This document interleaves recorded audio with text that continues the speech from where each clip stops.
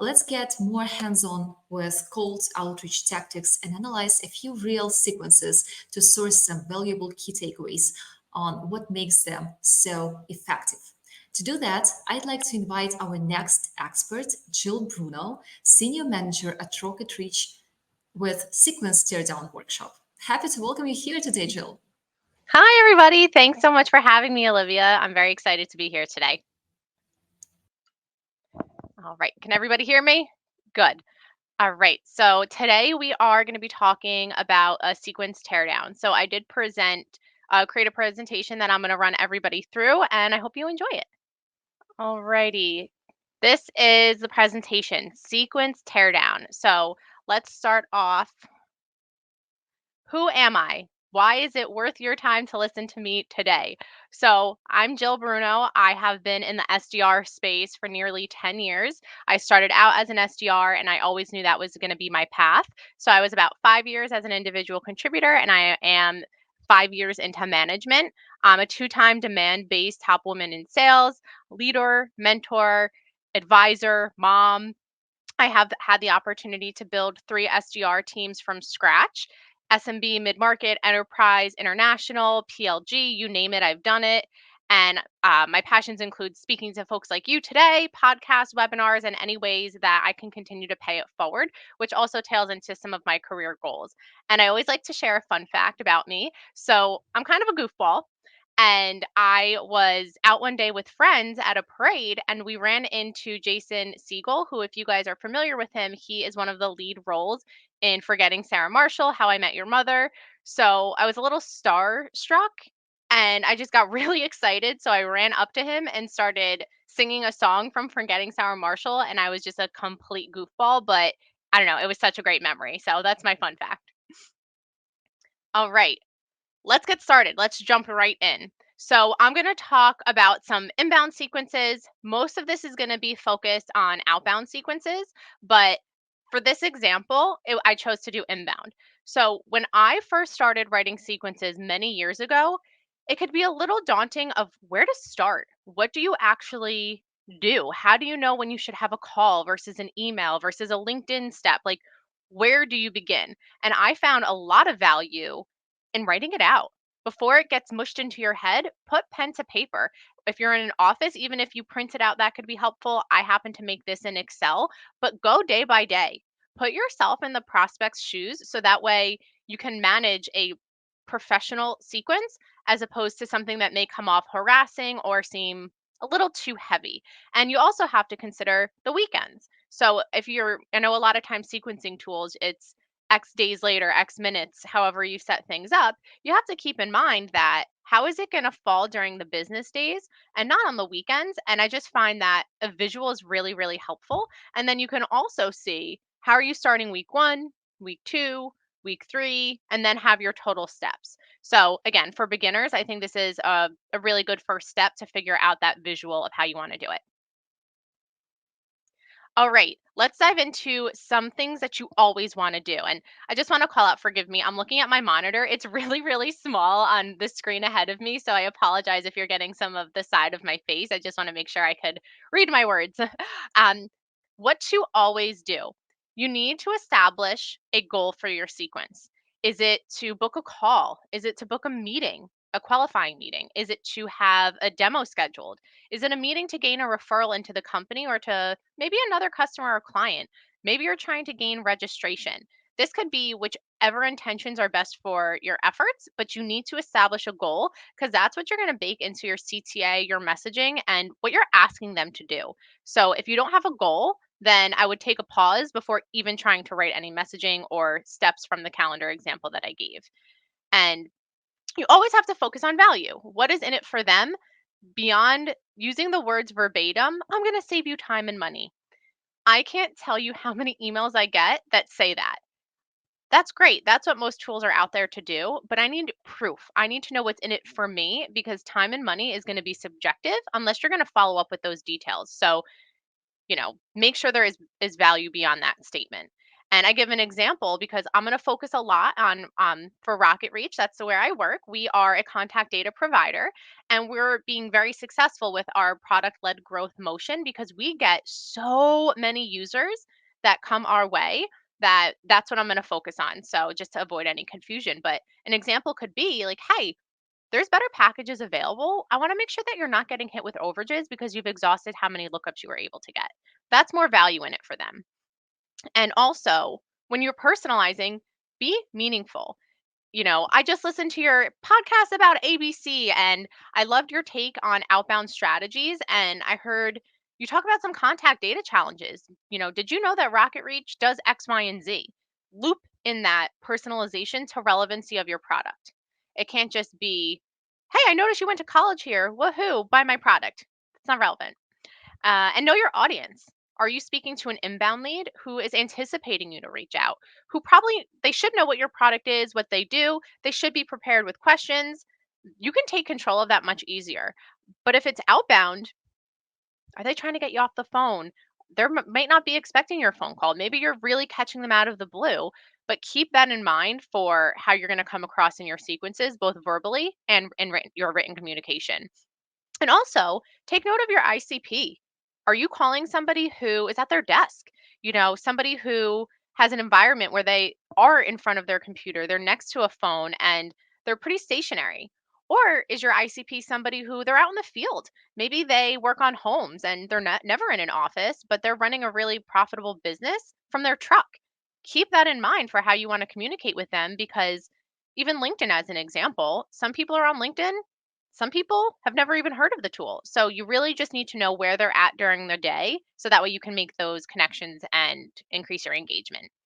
And again, that goes with the hours that they're also working. And then use data to improve. You always want to do this. So when are your connections happening? That could also help determine sequence lengths. And I'll give an example of some people feel like, oh, you need to have X weeks across a month and this and that. How do you know? I can speak from my team. I know that we make most connections on the third sequence step. And for our inbound that I was referencing, that's day one. So it wouldn't be beneficial for me to drag my team out, 10 more weeks in following up when I know 75% of our connections are within the first three steps. So keep that in mind if you're getting a little confused about how long you should actually do it. You need the data to tell you.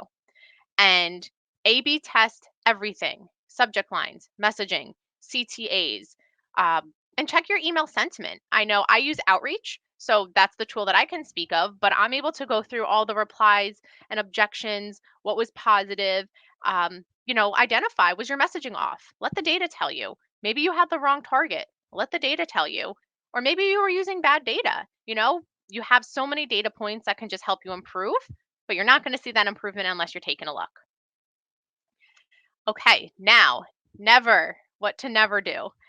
Hi, prospect. My name is Jill. I'm an SDR contacting you from Rocket Reach. Hope all is well.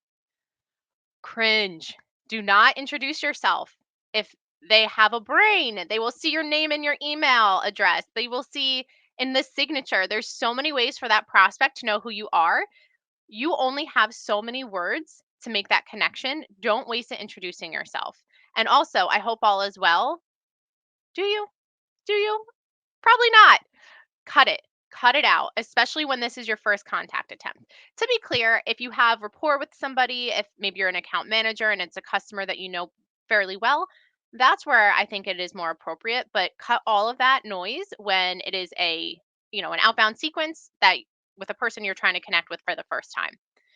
And also, think about LinkedIn. How many times have you gotten a LinkedIn message or email or an email that says, I came across your profile and was really, impressed by your experience? That's not, that's so generic. What are you impressed by? You know, as Sam Sells would say, show me you know me. And that's just so generic. So you want to avoid all of that. And also, these are my own opinions, so I should have started with that. But as far as bump emails, any thoughts? That's not helpful. Bringing to the top of your inbox. Did you see my last note? In some ways, that could almost insult your prospect. So I would cut all of that. If you don't have anything relevant to focus on, don't do it. As well as when you're writing your messages, make sure that you really look at that sequence so that way you can bring relevancy to every single message. Don't top load everything into your first email with every point, because then that's going to be less fuel for you to fire off in future emails. So that'll cut out all that bump email noise. And also spam trigger words. I know you guys can see here, there's a lot of obvious ones. Do a quick Google search. There are so many resources that will pull up a list for you.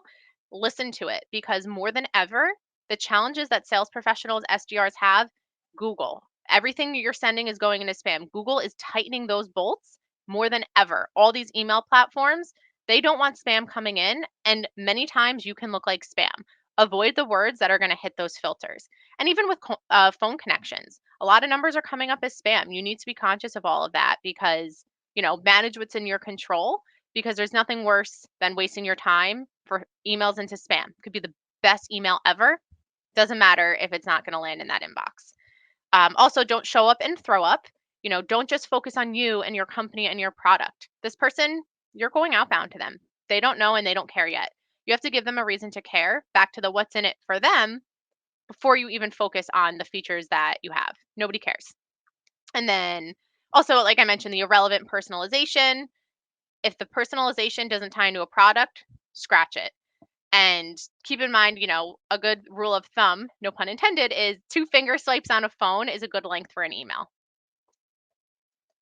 All right, 10 C's for an effective email. So I'm not going to go through all the definitions here just for the sake of time, but you want to make sure your email is clearly written. It's concise. Is your email complete? Is it correct? Is it considerate? Is it credible? And this is actually one I will talk about. Make sure that it's credible and it's something that could be believed. If you are sending an email that you're going to, you know, have an SDR team book 10,000 more meetings per month, like you're going to have people that call BS. So make sure that it is credible and you're not overinflating things just to get attention on your message. Is it courteous, conversational, concrete, and coherent?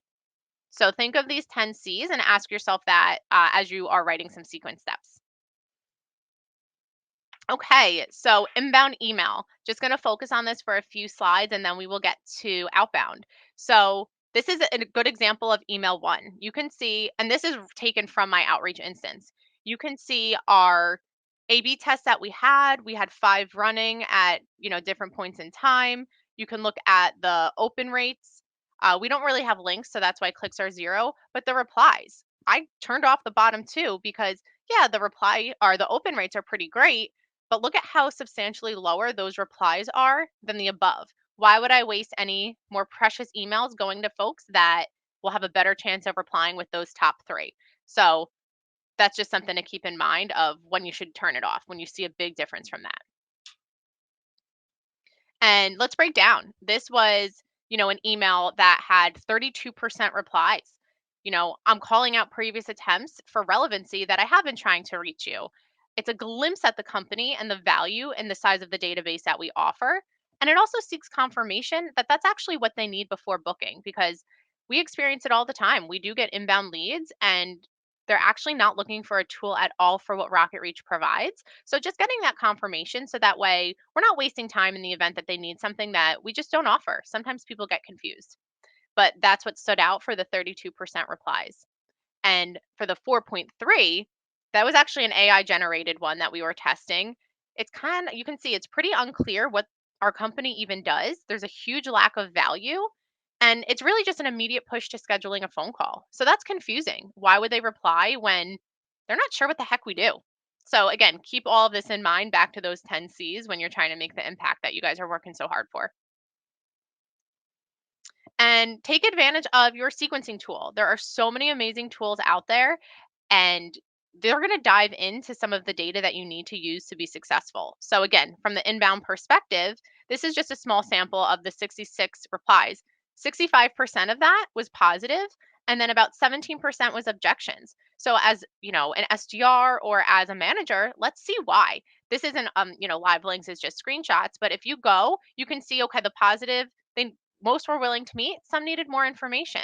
Let's identify the information that is a most common trend, so maybe you can avoid that and get better with some A/B tests.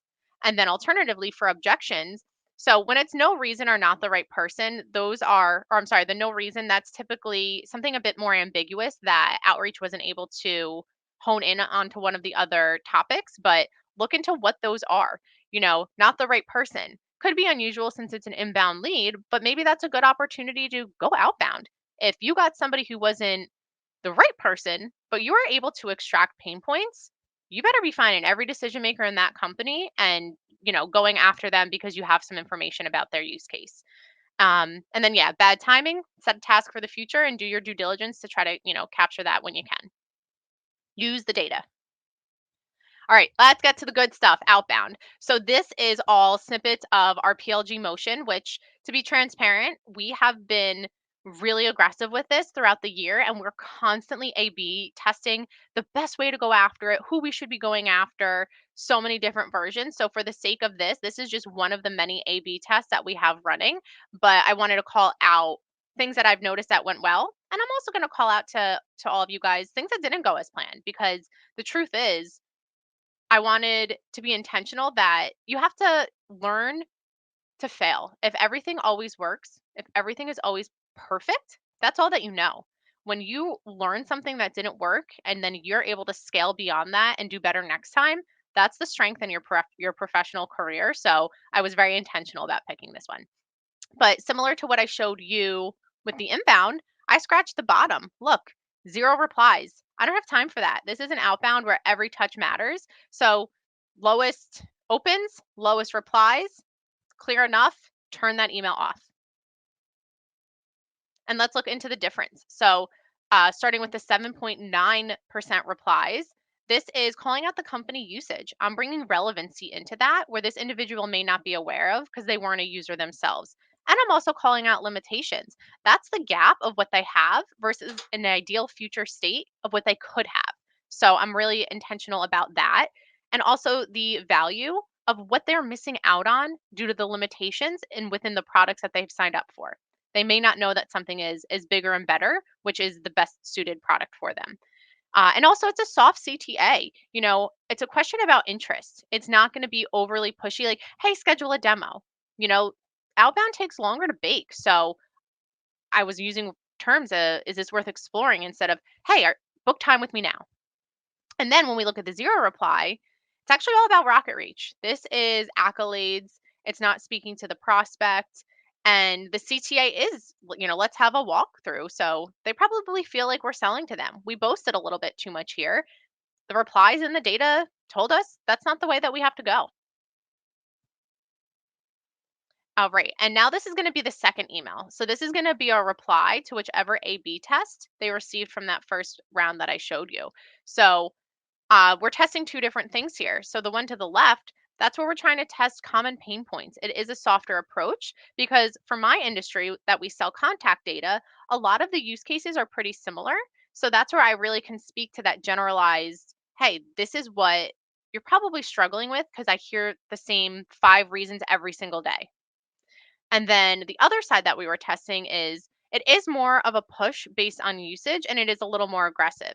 So as we again continue to test our PLG motion, we're trying to see both sides of the spectrum of what's going to hit and at what points in the sequence and messaging and the duration of follow up. So these are two very different approaches. All right, email 3.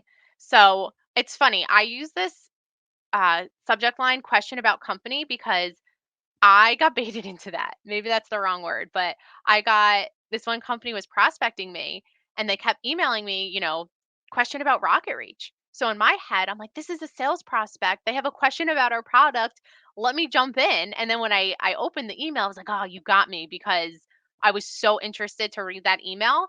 And then they got my attention and I did read it. We weren't a product fit, but I've had some success there, and it's just a good way to catch those email opens. So for this one, they're pretty neck and neck as far as opens and replies. We're still running this, but we're trying to increase the replies, of course. So again, the left side, that's where we're choosing to focus on challenges and the impact at a wider use case. And then the other side, it's challenges and impact, but it's more details about how we support our customers. And for everybody on here, I know I'm going a little quick for the sake of time here, but I want to make sure that I can get this presentation to you so I can work with reply on the side. So that way you guys can dive into this. Or even if you guys want to find me on LinkedIn, it's just Jill Bruno. I'm happy to give you guys as many examples as possible so you can scale up your sequencing if in the event this is just too quick or not enough for you guys to read through everything. Okay, email number 4. So this is something that's worked really, really well because again, my audience is somebody who came to Rocket Reach and our website. They signed up for free, and that gives them 5 free emails. It doesn't give them phone integrations. It's truly a test of check a couple emails, see what our UI looks like, see how easy it is to use, check out the filters, see what we're capable of. So that way, you're going to want more credits. 5 is not enough to be successful. So this is where I'm leveraging in that 4th email. Hey, would playing around with more credits, be helpful for your Rocket Reach experience? And then that's where I'm able to get them on the phone, get their engagement, see what they're using. I can, negotiate how many credits would be appropriate without it being too much of a hit on our side. But this is a way that really catches people's attention because I'm extending an offer and that value that maybe they just haven't seen yet because of the limitations within their package. And then email 5. So there's so many ways you can have your breakup email.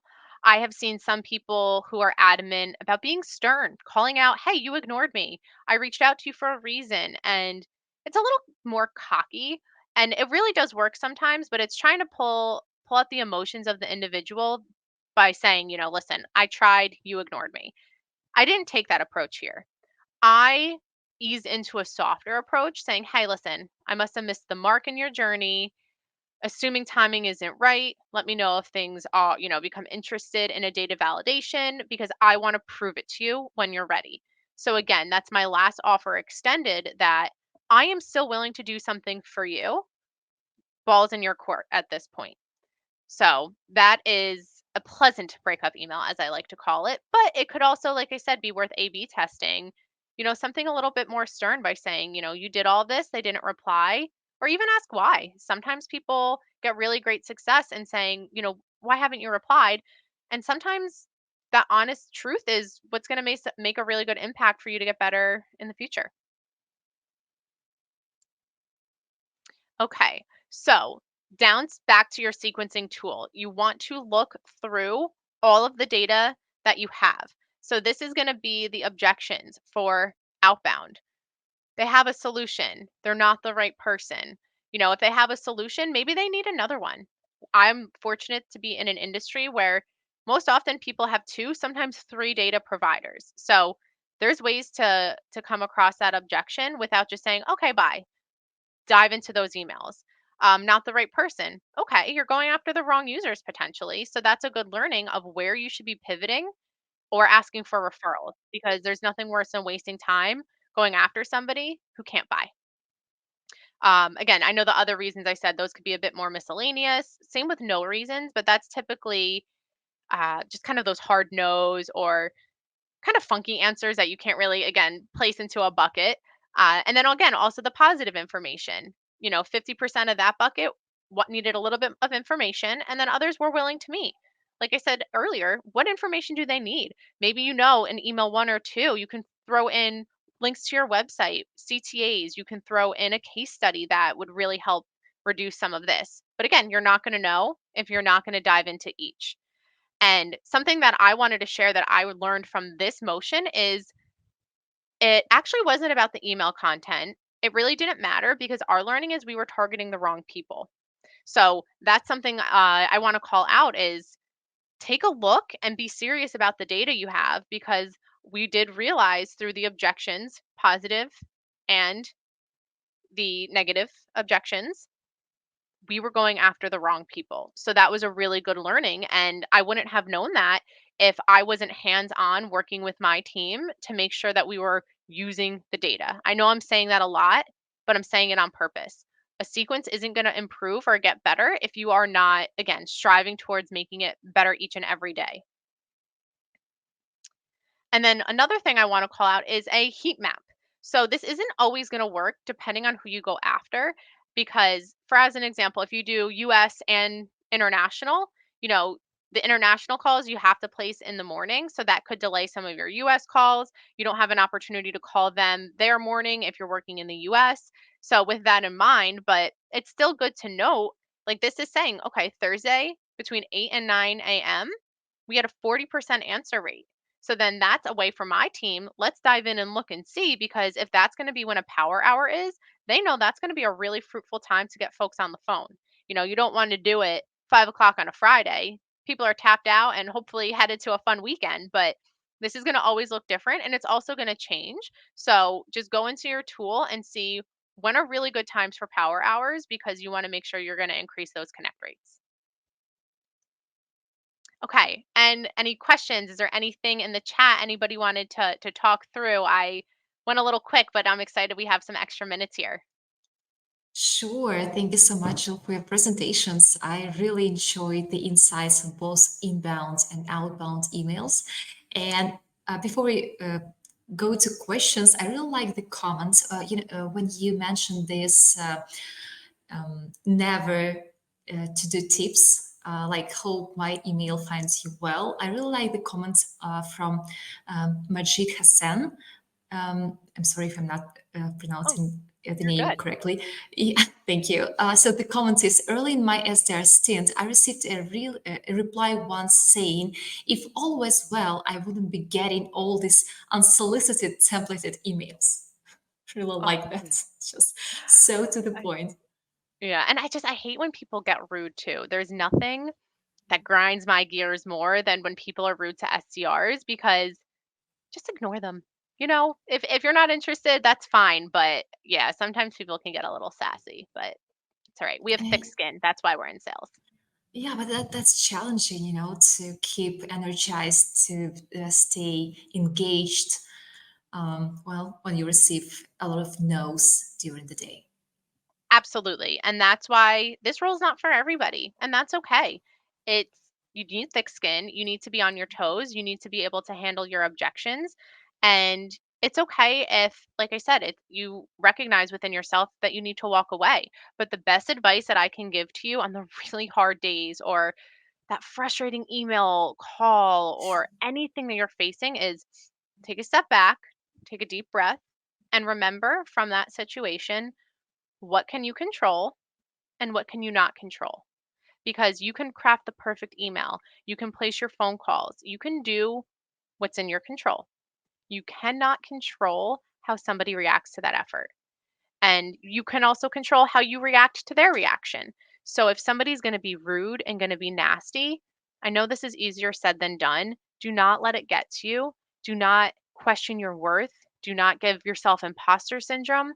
You truly have to remember it's probably them. Maybe they're having a really rough day. Maybe you caught them after a life experience or a tragedy. You just don't know.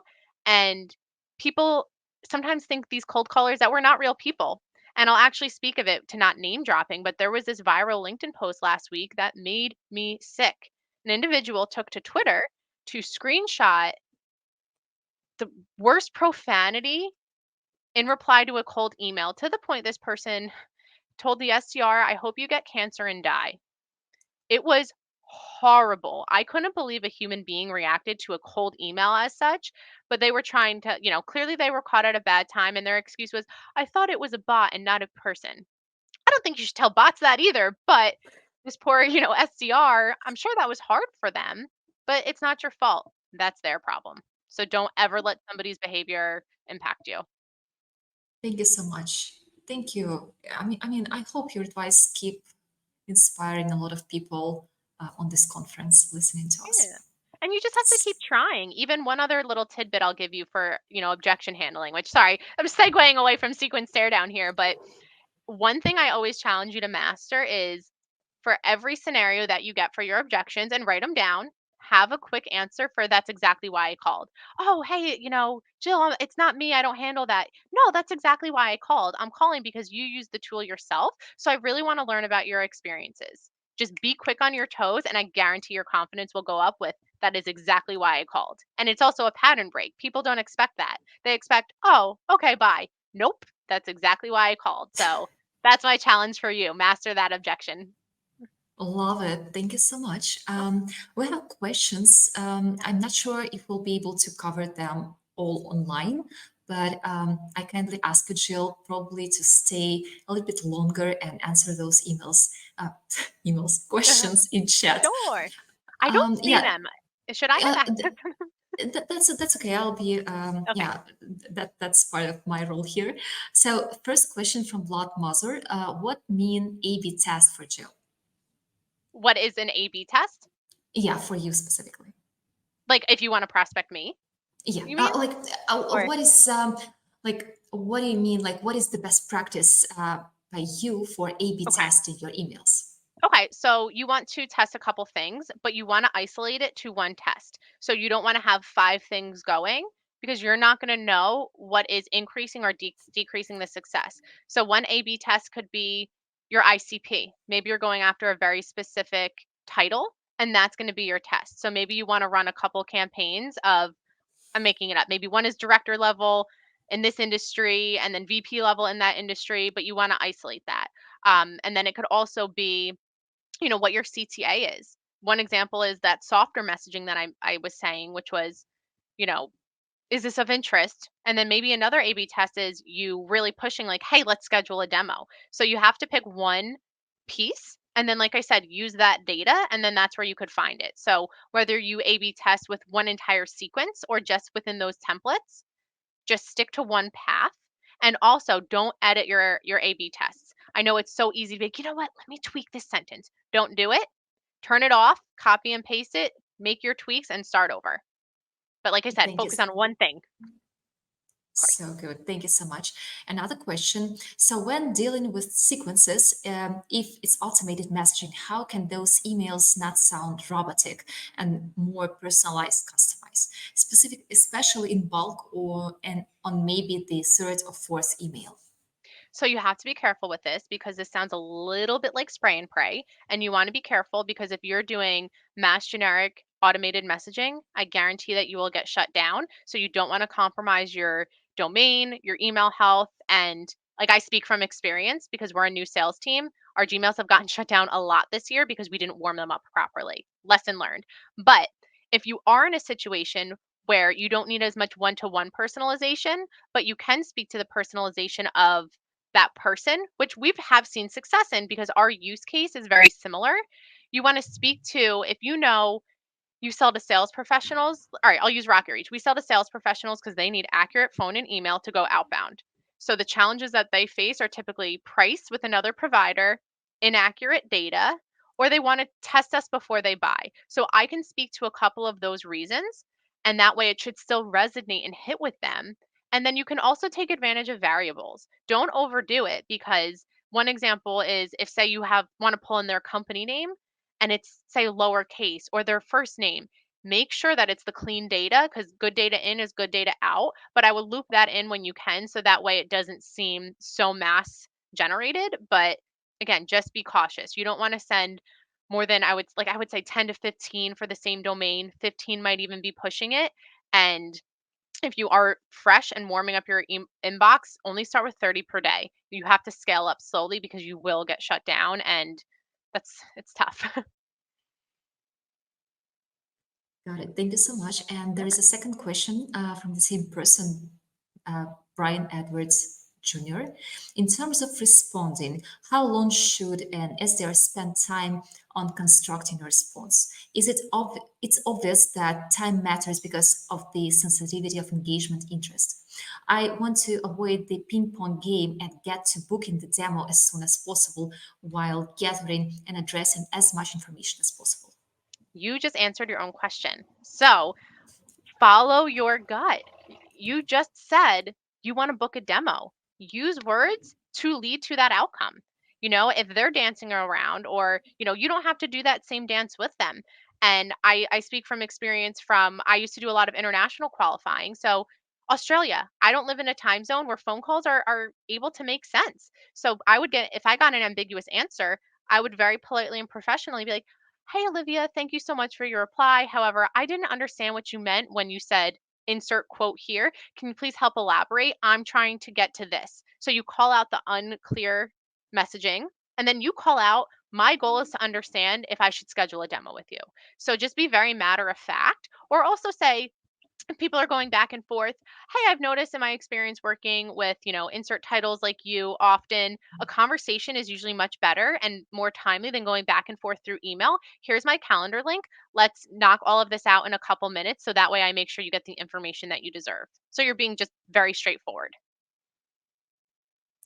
Thank you, Jill. Thank you so much for your time, Oh, presentation, and insights. of course. Was that the last question? I was gonna say, if not, please message me on Oh, LinkedIn. Tell me that you listened to this today so I know what we're talking about. I really love to pay it forward. So I know we're kind of coming up on time, but I'm really happy to continue this with whoever would like to have the conversation further. sure. And I think we'll have the link to your LinkedIn profile in chat so people will be connecting with you. We need to Okay, wrap up. Thank you good. so much for the Thank you. presentation.